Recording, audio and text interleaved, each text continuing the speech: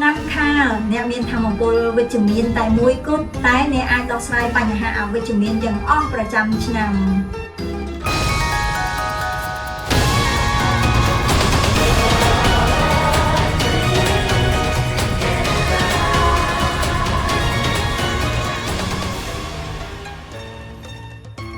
ឆ្នាំខាលអ្នកមានធម្មពលពិសេសតែមួយគត់តែអាចជួយដោះស្រាយរាល់បញ្ហាអវិជ្ជមានប្រចាំឆ្នាំទាំងអស់ធម្មពលពិសេសនោះគឺ Academy Star គឺជាធម្មពលដែលពាក់ព័ន្ធទៅនឹងការសិក្សារៀនសូត្រចំណេះដឹងនិងភាពឆ្លាតវៃនៅក្នុងឆ្នាំថ្មីនេះបើអ្នកមានគោលដៅសិក្សាចំណេះដឹងដុសខាត់នៅជំនាញថ្មីអ្នកនឹង activate ធម្មពល Academy Star ធម្មពល Academy Star មិនសំដៅទៅលើតែចំណេះដឹងខ្ពង់ខ្ពស់ប៉ុណ្ណោះនោះទេគឺសំដៅទៅលើភាពឆ្លៀសវៃនិងភាពភ្លឺថ្លានៃគំនិត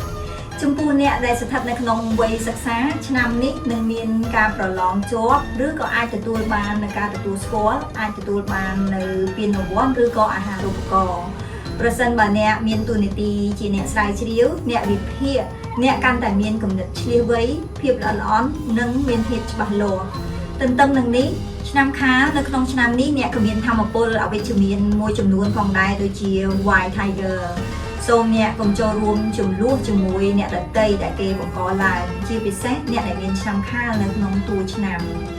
និងមានការប្រុងប្រយ័ត្នចំពោះការធ្វើដំណើរទៅទីជិតឆ្ងាយហើយសូមកុំលេងកីឡាណាដែលបង្កឲ្យមានភាពគ្រោះថ្នាក់ខ្ពស់និងកុំធ្វើប្រហែសនៅពេលដែលអ្នកកាន់របស់ដែលមុតស្រួចចំពោះសុខភាពវិញអ្នកគួរតែធ្វើការពិនិត្យឲ្យបានទៀងទាត់មួយវិញទៀតសូមអ្នកប្រយ័ត្នប្រយែងចំនួនពាក់ព័ន្ធទៅនឹងផ្លូវច្បាប់ឬចំនួនជាមួយចៅហ្វាយនាយឬក៏អ្នកដែលមានអំណាចចំណុចវិជ្ជមាននៃធម្មពល White Tiger គឺអាចជួយឲ្យអ្នកពង្រឹងនៅភាពក្លាហានឬក៏ការសម្រេចចិត្តកាន់តែម៉ឺងម៉ាត់ហើយការសម្រេចចិត្តនោះគឺពោរពេញទៅដោយចំណេះដឹងនិងជំនាញព្រោះអ្នកមានធម្មពល Academy Starចំពោះអ្នកដែលមានតួនាទីនៅក្នុងផ្នែកវិទ្យាសាស្ត្រឬក៏អ្នកពង្រឹងច្បាប់ជាទាហាននិងមុខរបរដែលពាក់ព័ន្ធទៅនឹងធាតុដែកនោះភាពវិជ្ជមាននៃធម្មពល White Tiger នេះនឹងជួយគ្រប់គ្រងបន្ថែមទៀតចំពោះធម្មពល Great Star គឺអ្នកអាចមានសម្ពាធការងារគ្រួសារនិងសម្ពាធផ្នែកហិរញ្ញវត្ថុដែលធ្វើឲ្យប៉ះពាល់ដល់ការងាររបស់អ្នក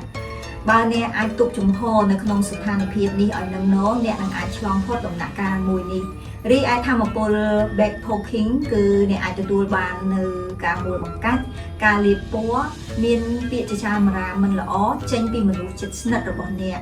ឬអ្នកអាចទទួលបាននៅការស្ដីបន្ទោសដោយពុំដឹងមូលហេតុច្បាស់លាស់បើអ្នកមានឆ្នាំខាលនៅក្នុងតួខែអ្នកអាចជួបនឹងការប្រើប្រាស់ល្បិចកលនៅកន្លែងធ្វើការដើម្បីដណ្ដើមនៅផលប្រយោជន៍ពីអ្នក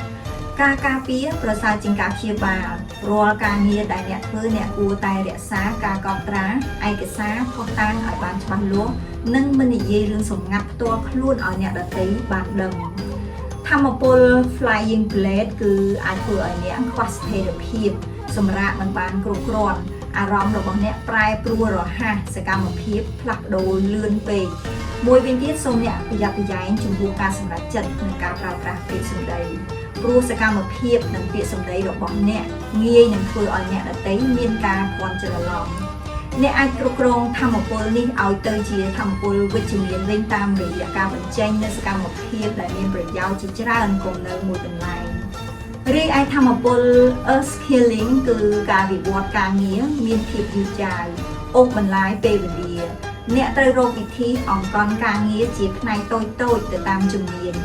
ការជួបនឹងបញ្ហាលំបាកធ្វើឲ្យអ្នកមានមូលដ្ឋានគ្រឹះកាន់តែរឹងមាំនិងមានការទទួលខុសត្រូវកាន់តែខ្ពស់ជាងមុនដែលធ្វើឲ្យអ្នកអាចកសាងនូវទំនុកចិត្តយូរអង្វែងជាមួយនឹងមនុស្សជុំវិញចំពោះធម្មពល Sky Warrior គឺអាចមានលទ្ធផលពីរទី1មានន័យថាអ្នកមានភាពក្លាហានការសម្រេចចិត្តរបស់អ្នកមើងម៉ាត់អាចប្រឈមជាមួយនឹងបញ្ហានិងឧបសគ្គចំពោះមុខនិងប្រឆាំងជាមួយនឹងភាពអយុត្តិធម៌ទី2អ្នកអាចមានភាពរឹងរូសពេកនិងធ្វើការងារដោយបង្ខំដូច្នេះអ្នកគួរតែដឹងថាពេលណាអ្នកគួរតែប្រើកម្លាំងនិងពេលណាអ្នកគួរតែប្រើប្រាជ្ញារីឯធម្មពលចុងក្រោយគឺ Red Chamber អ្នកមានភាពតាក់ទាញមានប្រជាប្រិយភាពហើយអាចមានភាពច្បុកច្បល់រឿងស្នេហាត្រីកោណ ឬក៏ភាពតាក់ទាញចំពោះស្នេហាដែលមិនមានភាពស្មោះត្រង់ស្ថិតស្ថេរយូរអង្វែង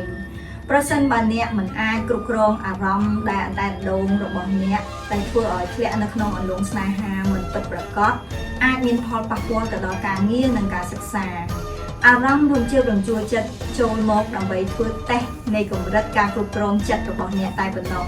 ជាទូទៅធម្មពល Red Chamber នេះគឺធ្វើឲ្យអ្នកមានភាពទន់ភ្លន់អ្នកអាចប្រើប្រាស់ភាពទន់ភ្លន់របស់អ្នកនៅក្នុងសិល្បៈផ្សេងៗដូចជាការសរសេរឬក៏ការនិយាយជាដើមឆ្នាំខាលអ្វីត្បិតតែមានធម្មពលវិជ្ជមានតែមួយហើយមានធម្មពលអវិជ្ជមានជាច្រើនក៏ពិតមែន